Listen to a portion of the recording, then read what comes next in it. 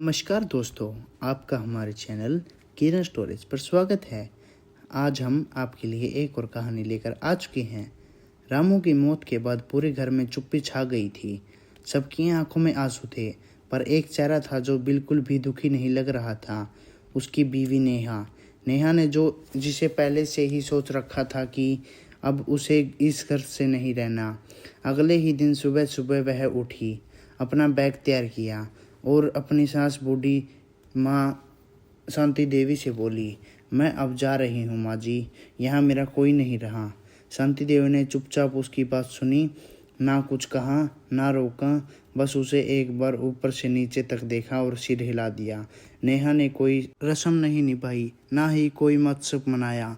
लोगों को यह देखकर बुरा लगा, लेकिन शांति देवी कुछ सोच रही थी। उनके चेहरे पर कोई गुस्सा था, ना ही दुख, बस एक शांति थी जिसे सब कुछ पहले से जानती हो। जब नेहा दरवाजे से निकलने ही वाली थी, शांति देवी धीरे से बोली, बेटी एक बात तो पूछती जाऊं।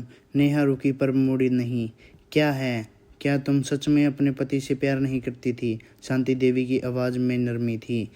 नेहा ने ठंडी सांस ली और कहा, प्यार तो बहुत किया था, पर अब क्या फ़ायदा, वो चला गया। अब मुझे अपनी ज़िंदगी देखनी है। शांति देवी धीरे धीरे उठी। उनके साथ न एक पुराना लिफाफा था।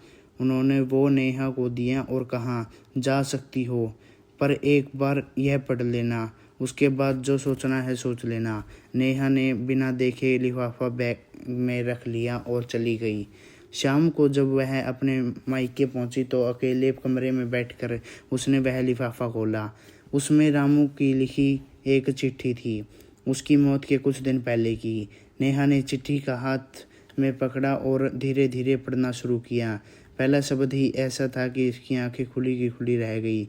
मेरी प्यारी नेहा, अगर तुम यह चिट्ठी पढ़ रही हो तो इसका मतलब मैं अब नहीं इस दुनिया में नहीं हूँ, पर मुझे यकीन है तुम कहीं चली जाओगी, शायद इस घर से या खुद से भी।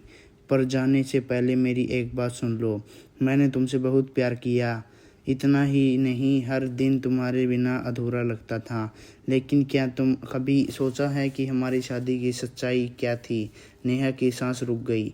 उसने सोचा, सच्चाई क्या मतलब? चिट्ठी में लिखा था, हमारी शादी तुम्हारे मम्मी पापा की मजबूरी थी। तुम्हारे पापा बहुत कर्जे में थे।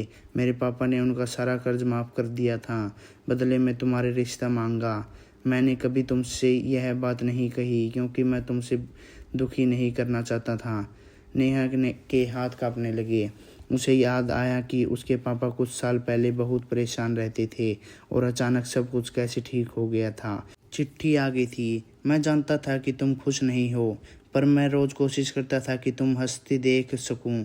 तुम्हें लिए हर एक चीज़ करता था जो तुम्हें पसंद थी, पर फिर भी शायद तुम्हारा दिल नहीं जीत पाया। नेहा की आंखों में पहली बार आंसू थे। वह चुपचाप बैठ रही, फिर उस धीरे से फुसफुसाई, मैंने कभी तुम्हारे प्यार में नहीं समझा। चिट्ठी ख़त्म नहीं हुई थी। नीचे कुछ और लिखा था, कुछ ऐसा जो पूरी कहानी को पलटने वाला था।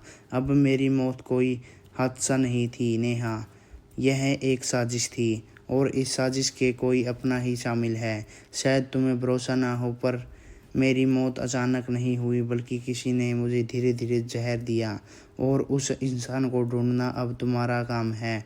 अगर तुम्हें मेरी आखिरी ख्वाहिश पूरी करनी है तो। नेहा का दिल जोर से धड़कने लगा। वह उठी, दरवाजे की ओर गई और फिर वापस आई, चिट्ठी पढ़ने लगी।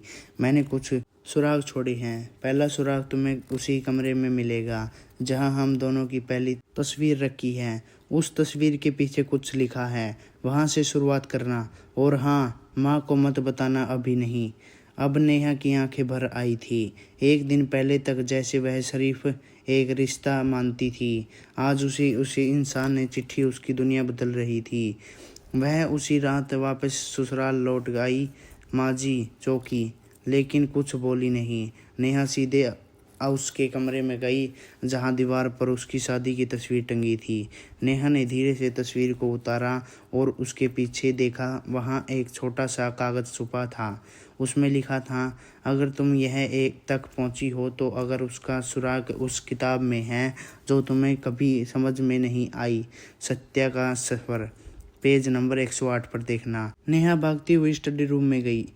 शेफल में ढूंढते हुए उसने एक किताब मिल गई, वही किताब जो राम अक्सर पढ़ते थे, पर उसने कभी उससे झांका नहीं था। उसने पेज नंबर 108 खोला। पेज में एक कागज़ रखा था, एक मेडिकल रिकॉर्डर।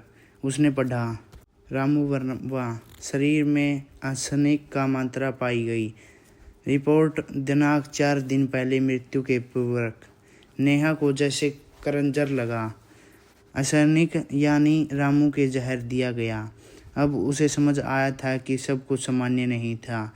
रात को नेहा चुपचाप माँ जी के पास गई। बोली, माँ जी, मैं आपसे कुछ पूछना चाहती हूँ। शांति देवी ने मुस्कुराए हुए कहा, पूछो, लेकिन झूठ नहीं सुनूंगी। क्या रामू ने कोई मौत का हादसा नहीं था? नेहा ने सीधा पूछा। शांति देवी चुप हो गई, फिर धीरे से बोली, तुम्हें कैसे पता चला? उसकी चिट्ठी मिली है, उसने सब लिखा था, और यह भी कि किसी ने उसे जहर दिया। शांति देवी ने गहरी सांस ली। हाँ बेटा, मुझे पहले से शक था, इसलिए मैंने तुम्हें रोका नहीं। मुझे पता था कि अगर तुम जाओगी तो कभी नहीं लौटोगी। आपने जवाब ढूंढने। नेहा की आंखों में सवाल थे।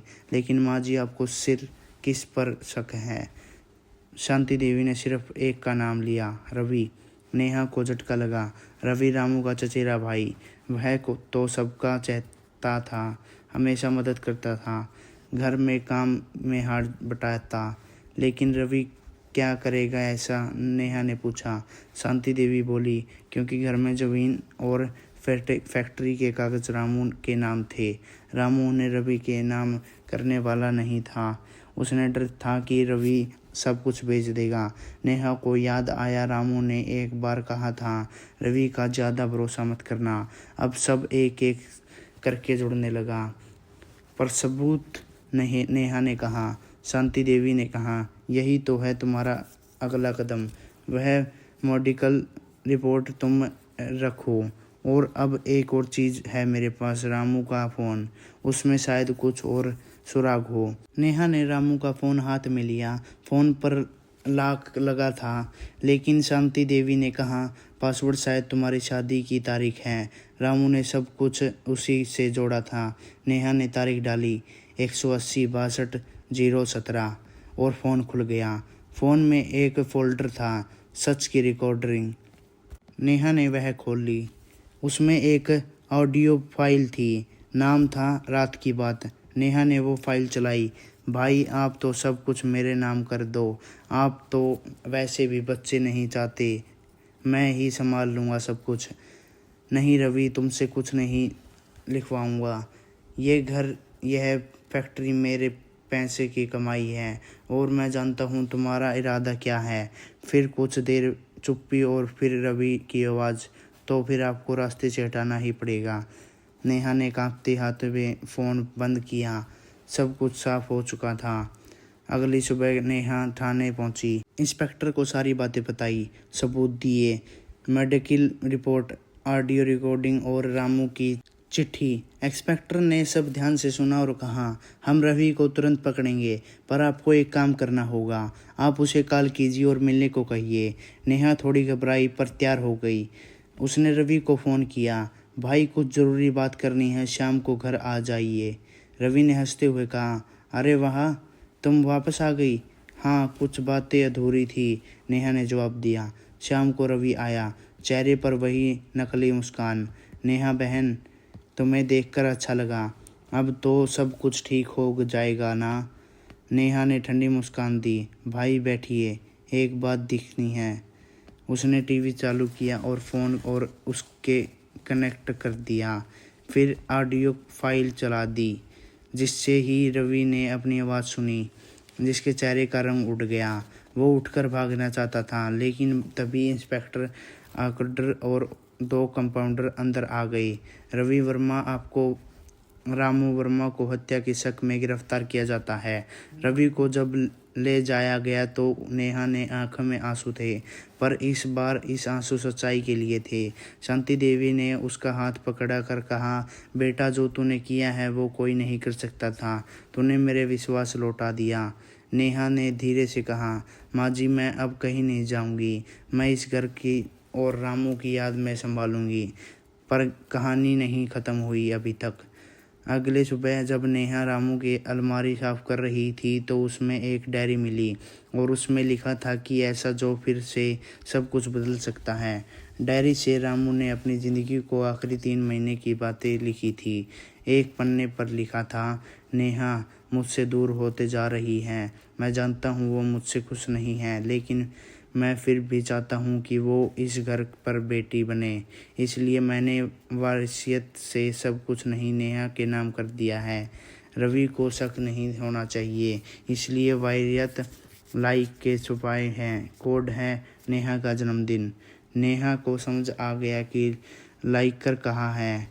बैंक में उसने उसी दिन जाकर लाइकर बुलवाया। वहाँ एक लिफाफा था और उसमें असली वसीयत में लिखा था, मैं रामू वर्मा होश और औसबाज से कह रहा हूँ, अपने सारे घर, जमीन, फैक्ट्री और बैंक बैलेंस का मालिकान हक अपनी पत्नी नेहा वर्मा को सौंपता हूँ।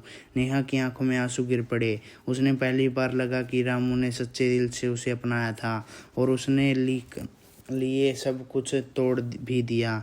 उसने कसम खाई अब यह घर की उसकी जिम्मेदारी है, लेकिन उसे नहीं पता था कि खतरा उसे टाल नहीं था। रवि जेल में था, लेकिन एक दिन खबर आई कि रवि जेल से फरार हो गया। नेहा और शांति देवी घबरा गई। रात को दरवाजे पर खटखटा की आवाज़ आई हुई। नेहा ने झुका, बाहर कोई नहीं था, लेकिन नीचे एक पुर्जा पड़ा था। मैं वापस आऊँगा और इस बार सिर्फ घर नहीं, तुम्हारी जान भी मेरी होगी रवि। नेहा ने वो पुर्जा माँ जी को दिखाया। उन्होंने कहा, अब तुम्हें अकेले नहीं रहना चाहिए, पुलिस को बताओ। इंस्पेक्टर अरोड़ा ने एक किताब बल में घर तैनात कर दिया, लेकिन रवि चालाक था। एक रात बिजली चली गई। नेहा रसोई में थी और शांति देवी पूजा कर रही थी। उसी समय एक परछाई घर में घुसी। परछाई धीरे धीरे ऊपर के कमरे में गई, जहां नेहा की शादी की तस्वीर टंगी थी। पर नेहा पहले से तैयार थी। उसने दरवाज़ा बंद कर दिया था और जोर से चिल्लाई, पकड़ो, यही है रवि। कंपाउंडर और इंस्पेक्टर और अरोड़ा पहले से ही बाहर छुपे थे। वो अंदर दौड़े और रवि के रंगे हाथ पकड़ लिया। रवि इस बार भाग नहीं पाया। उसके पास एक चाकू था, लेकिन वह नेहा तक पहुंच नहीं सका। इंस्पेक्टर अरोड़ा ने कहा, अब तू कभी बाहर नहीं आएगा रवि, और अगर तुझे फांसी नहीं हुई तो उम्र भर जेल में सड़ेगा। रवि को ले जाया गया। घर में शांति लौटी।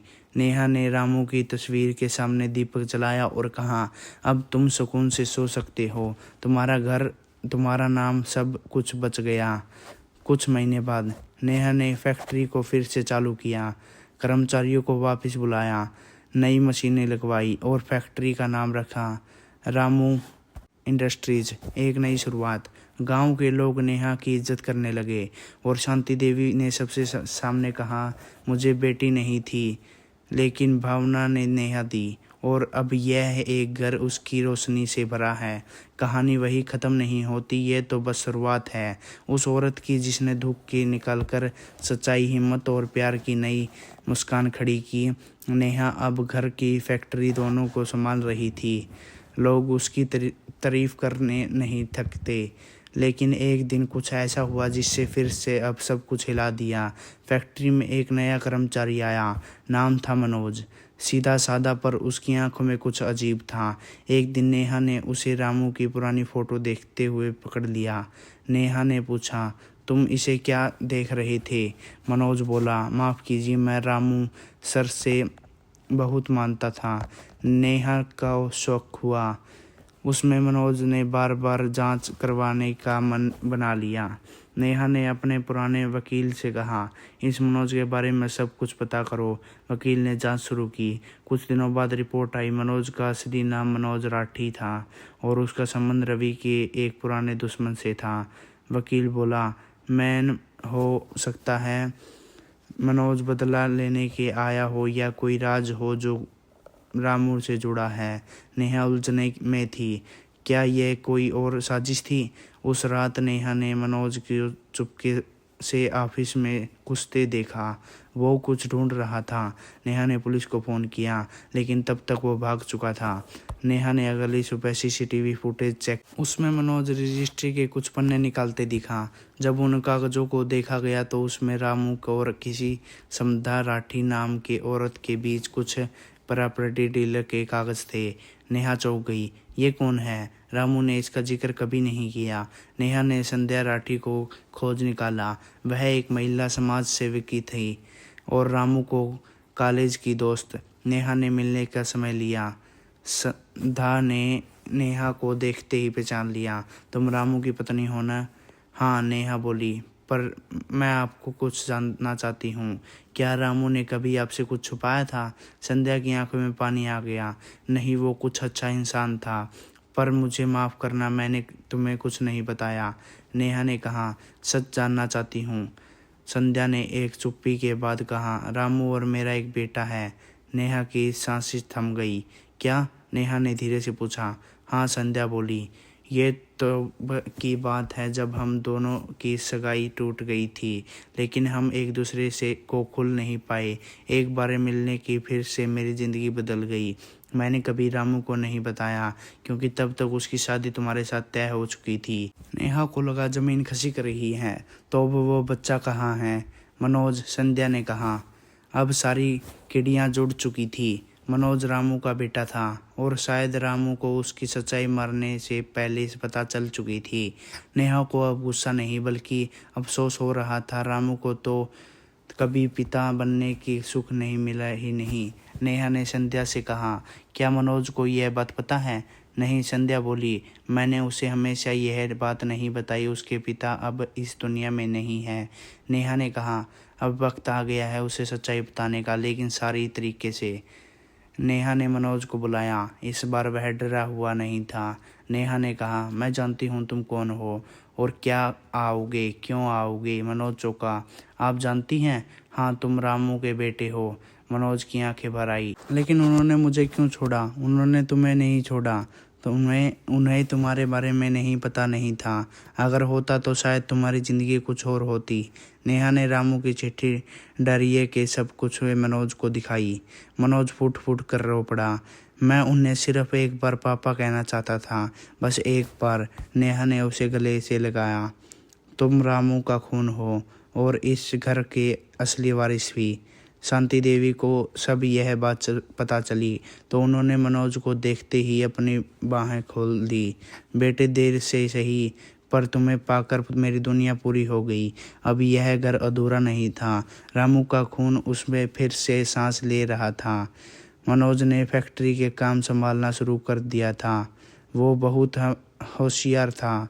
जल्दी ही उसने फैक्ट्री डबल कर दिया। गांव के सब कहते, रामू को मेहनत अब उसके बेटे के दिखती है। नेहा अब राहत महसूस कर रही थी। एक रात रामू ने तस्वीर के सामने दीपक जलाया हुआ उसने कहा, तुमने जो अधूरा छोड़ा था वो अब पूरा हो गया। तुम्हारा बेटा तुम्हारा नाम रोशन करेगा। तुम्हें हवा चली और दीपक की लो इल्जमाई, जिससे रामू ने जवाब दिया हो।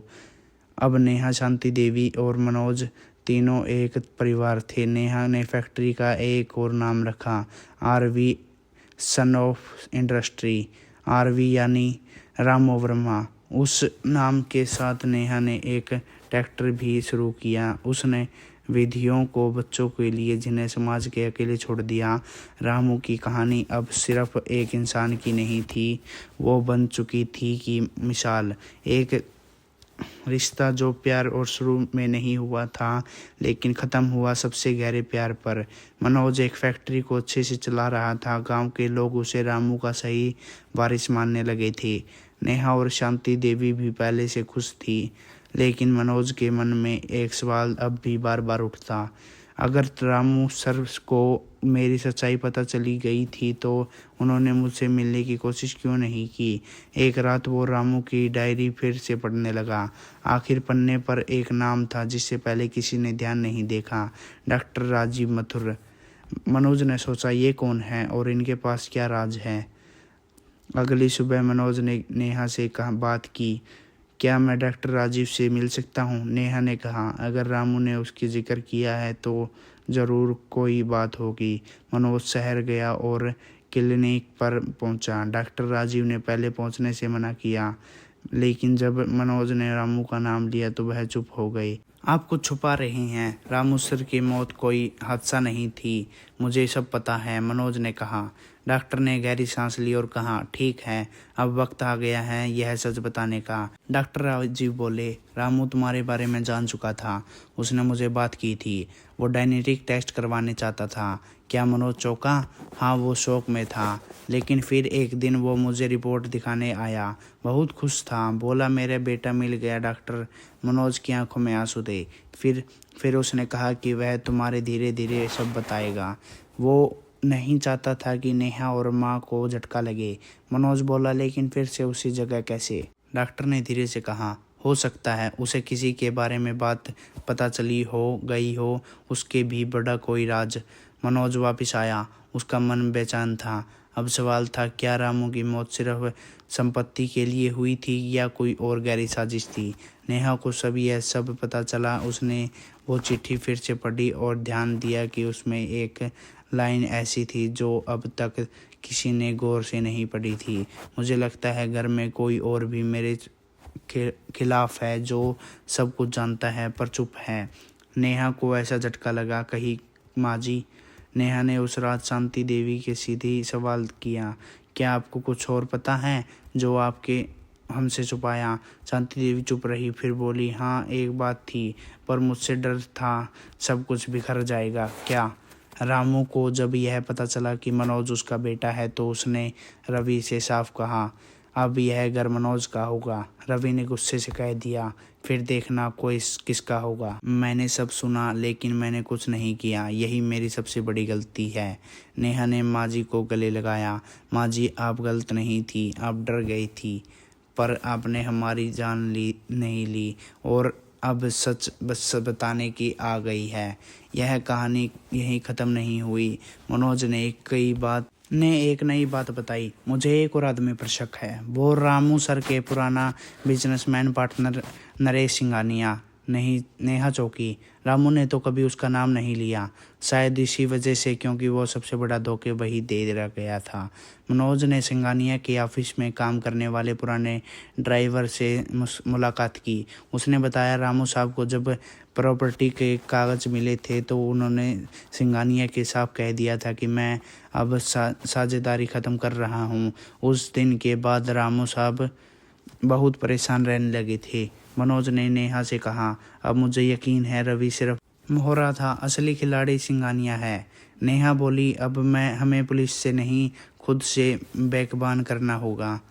नेहा और मनोज ने मिलकर एक योजना बनाई। उन्होंने सिंघानिया को एक झूठी डील के लिए न्योता भेजा, जिसमें लिखा था, रामू की असली वसीयत अब हमारे पास है, अगर मिलना चाहो तो कल फैक्ट्री में आ जाना। सिंघानिया लालच में आ गया।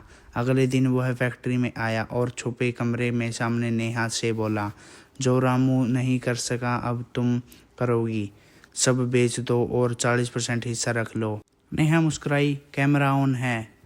मिस्टर सिंघानिया, अब आप फंस चुके हैं। पुलिस ने तुरंत कार्रवाई की। सिंघानिया पर धोखाधड़ी, हत्या की सजाई और जहर देने की कोशिश के केस में दर्ज हुआ। वो लालची रहा, मैंने कुछ नहीं किया, पर नेहा ने सबूत सौंप दिए।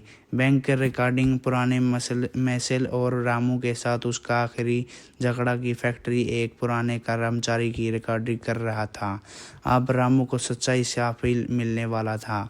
मनोज कोर्ट में खड़ा था। जज ने फैसला सुनाया, सिंघानिया को उम्र कैद की सज़ा दी जाती है। रवि को पहले ही दोषी ठहराया जा चुका था और रामू वर्मा ने वसीयत के अनुसार उसकी संपत्ति मनोज वर्मा और नेहा वर्मा को दे दी जाती है। कोर्ट के बाहर मीडिया खड़ी थी। नेहा ने सिर्फ इतना कहा, रामू ने जब मुझे छोड़ा मैं कुछ नहीं थी, आज मैं जो हूँ उसकी ही वजह से हूँ। और मनोज ने कहा, पापा को अब सुकून मिलेगा, अब मैं उनका नाम ऊंचा करूंगा। सिंघानिया और रवि ने जेल में होने के बाद सब कुछ ठीक लग रहा था। मनोज फैक्ट्री संभाल रहा था, नेहा सामाजिक कामों में लग चुकी थी और शांति देवी हर शाम रामू के तस्वीर को आगे दीपक जलाती थी। पर मनोज को एक चिट्ठी ने फिर से बेचैन कर दिया। एक दिन उसके नाम का एक लिफाफा आया, बिना प्रोसेस का। चिट्ठी में लिखा था, अगर तुम समझते हैं कि सच सामने आ चुका है तो तुम गलत हो। रामू ने मौत की आखिर राज जब तक छुपा है और अभी भी जानते हैं कि वापस नहीं जाना होगा। जहां से अब शुरू हुआ था पहाड़ी फार्म हाउस।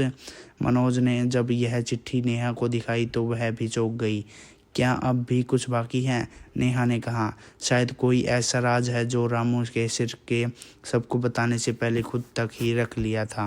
मनोज और नेहा उसी शाम को फार्म हाउस के लिए निकल पड़े, जो जगन सुनसान भी, पुरानी दीवारें जाले और एक बुझे एक दीपक की तरह वीरान माहौल। मनोज ने कहा, यह वही जगह है जहां रामू सर अकेले आया करते थे, जहां जरूरी कुछ छुपा है। घूमते घूमते उन्होंने स्टडी रूम में एक पुराना संदूक मिला। अंदर एक कैमरा था।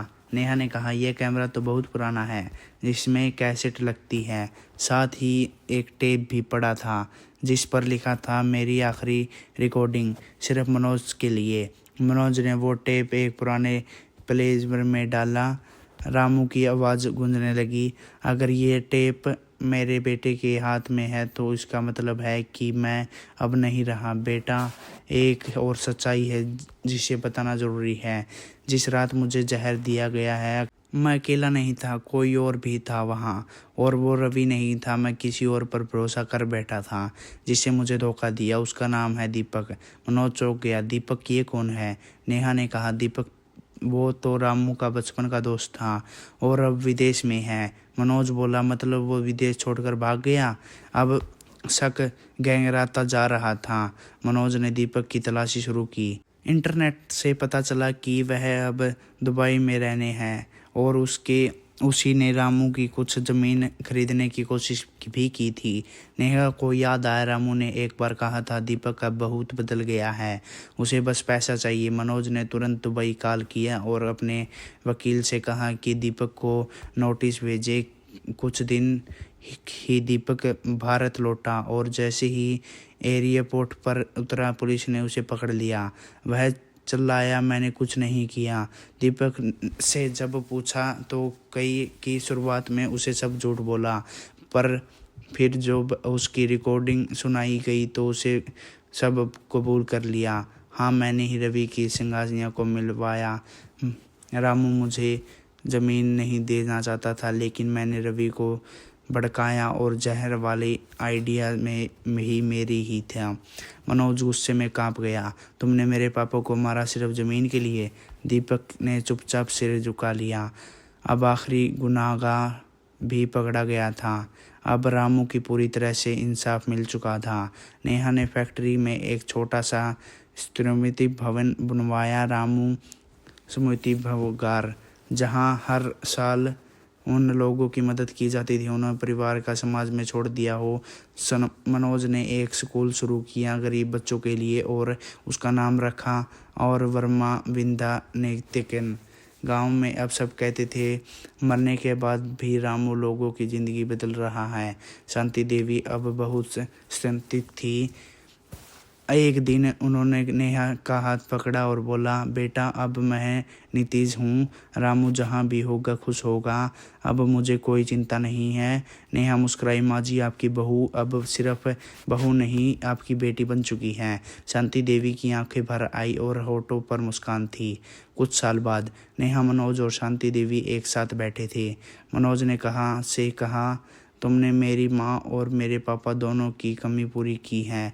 नेहा ने उसका सिर हिलाया और कहा, अब हम सब एक दूसरे के लिए सब कुछ हैं। शांति देवी ने धीरे से कहा, और यह घर की सिर्फ ईंट पत्थर का नहीं, यह यादों के संस्कारों का एक बन गया है। तभी हवा चली और दीवारों पर लगी रामू की तस्वीर से फूल नीचे गिरे, जिसे वहाँ भी मुस्कुराया रहा था। नेहा ने फैक्ट्री की दीवारें पर एक नई पतंगी खुद लगाई थी। सच्चा रास्ता वो नहीं जो जन्म से बल्कि वो है दिल से निभाया जाए।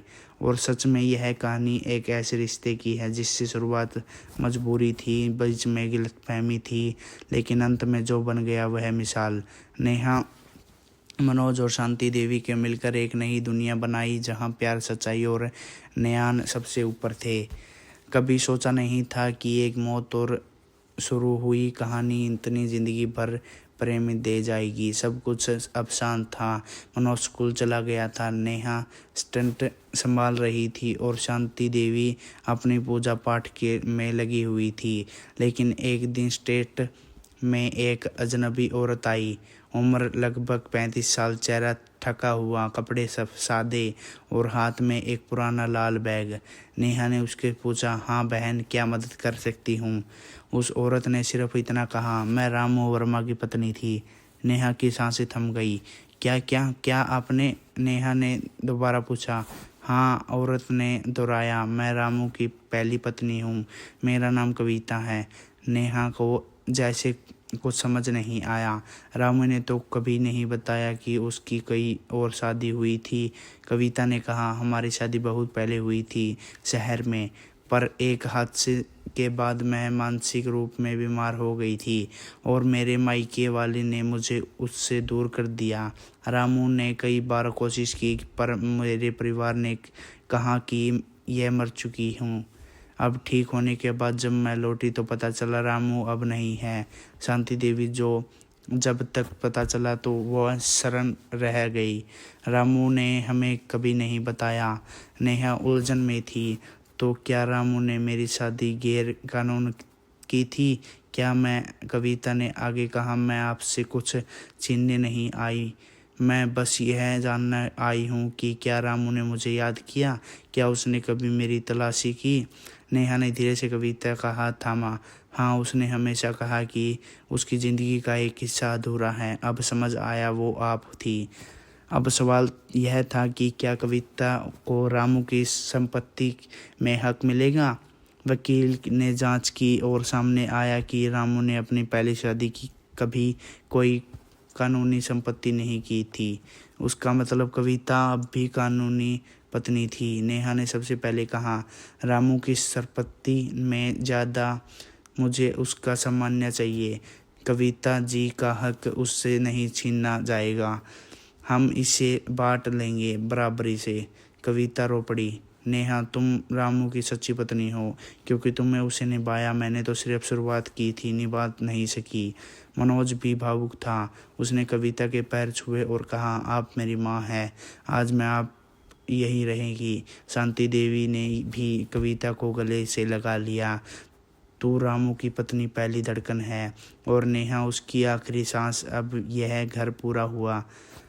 उस रात नेहा ने रामू की तस्वीर के सामने दीप जलाया। आज आपकी दोनों पत्नियां, आपके बेटे और आपकी माँ सब साथ हैं।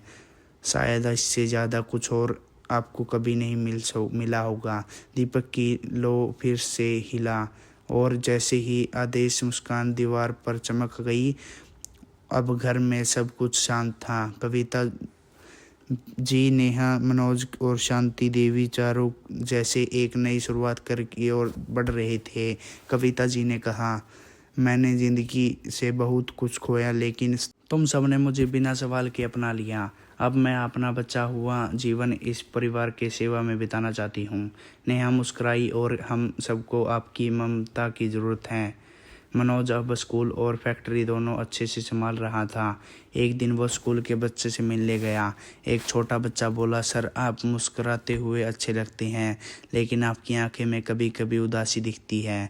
मनोज मुस्कुराए दिया, वो जो खोया है उसकी याद है, पर अब मैं मुस्कुराता हूँ क्योंकि तुम जैसे बच्चे मेरे सपने हो।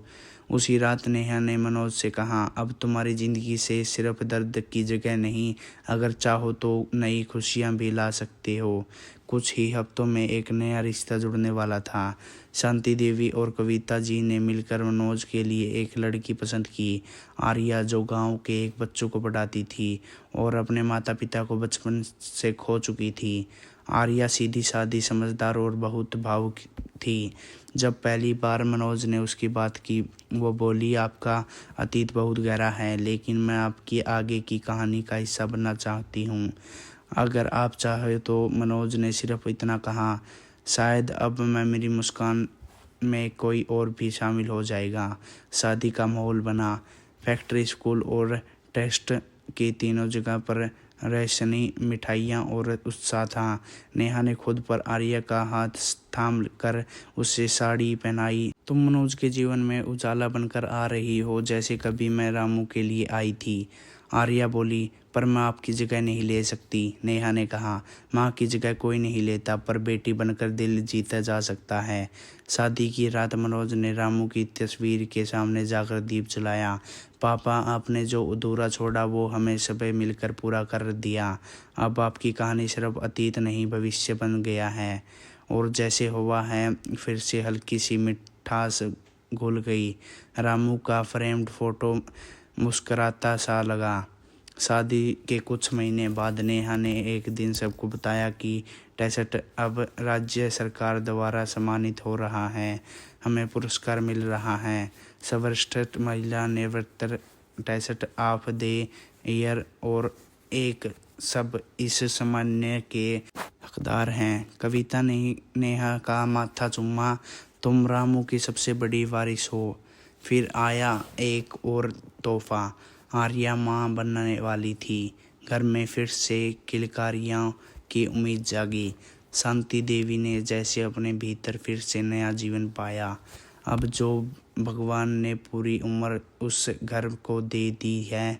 नेहा और कविता जी ने मिलकर सारी गुनगुनाते हुए गीत में एक घर को सजा दिया।